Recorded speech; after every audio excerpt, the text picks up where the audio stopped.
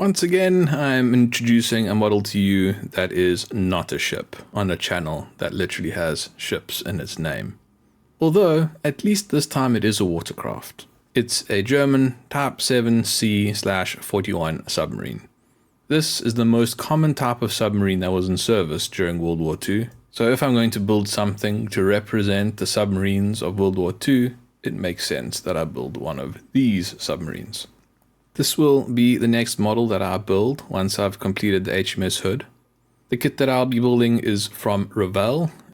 For this boat in this scale, this is the only model available, so I didn't have a choice as to what to build. As always, I couldn't simply build this kit without any photo etch, so I have purchased a detail upgrade kit from Eduard. It is quite a simple kit, but I think it will suffice. With something like this, the most important thing is to have appropriate railings and masts. Let's take a look at the components. The hull comes in two sections split down the midline. The top of the hull is then closed off by a single deck section. The kit contains two sprues. The first sprue is the smaller of the two sprues with parts 4 to 14. It contains the stand, control surfaces, propellers, propeller shafts, and rudders. There appear to also be some antennas, but I'm not entirely sure what all of these things are. This sprue is a bit disappointing in that it has flashing on it, although it's only really a problem on part 12. The stand itself has flashing, but that will be easy to remove. I'm also not entirely happy with the edges of the propellers. These are very small components, they do look very delicate, and it's something I'm going to have to be very careful when cleaning up.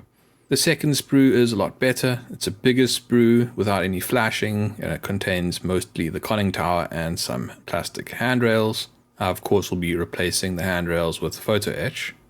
There's also a single plastic gun mount here. For that, I'll be replacing the shield with photo etch.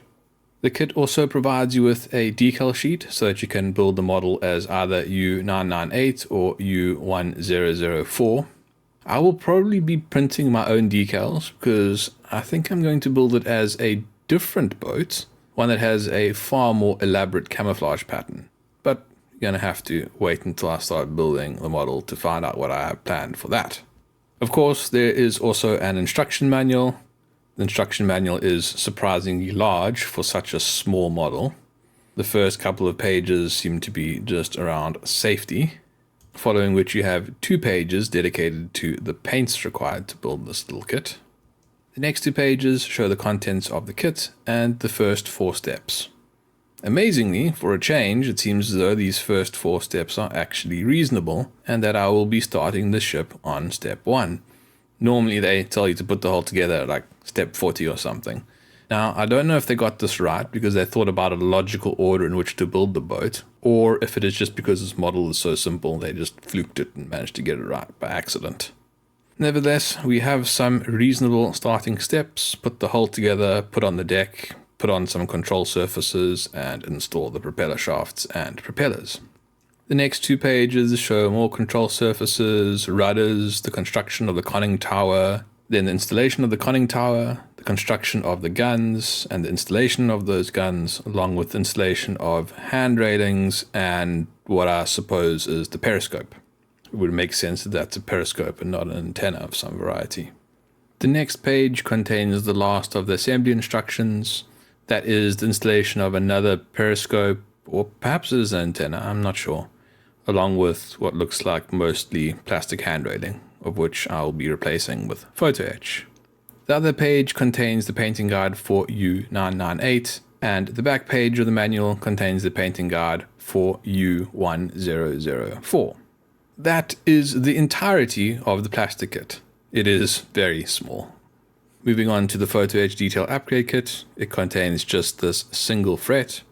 Here we have replacement decks and hand railings along with miscellaneous tiny details, which I don't know what they are. I'll have to rely on the manual to understand where they go. Which leads me on to the manual. The manual consists of a single A4 piece of paper with instructions printed on both sides. It looks like most of this photo etch deals with replacing decks, installing upgraded hand railings, and some better, more to scale shields for the gun. And that's it. That's every component that I'll be using to build this boat. It doesn't look like there's much to it. I don't think this is going to take me a long time.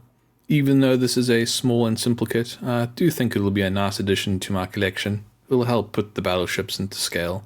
And as I said at the start of the video, it's going to give me an opportunity to experiment with some different painting and weathering techniques. I'm not going to be starting the construction of this model for quite some time. I'm first going to be finishing off my HMS Hood build. If you would like to support this channel or see how this boat looks when it's completed, then please subscribe. Thanks for watching. Cheers.